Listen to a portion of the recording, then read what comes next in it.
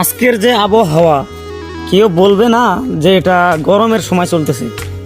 যা বোঝা যাইতেছে যে শীতের কাপড় আবার বাই করা লাগবে, কারণ মনে হইতেছে যে সন্ধ্যা হয়েছে, কিন্তু না, এখন মাত্র 1টা বাজে, দুপুর 1টা বাজে। আর এই তার আবহাওয়া মনে হচ্ছে যে সন্ধ্যা হয়েছে বা রাত হইতেছে, কিন্তু কে বলবে যে এখন দুপুর 1টা বাজে। আবহাওয়াটা জাস্ট অস্থির, মাশাআল্লাহ।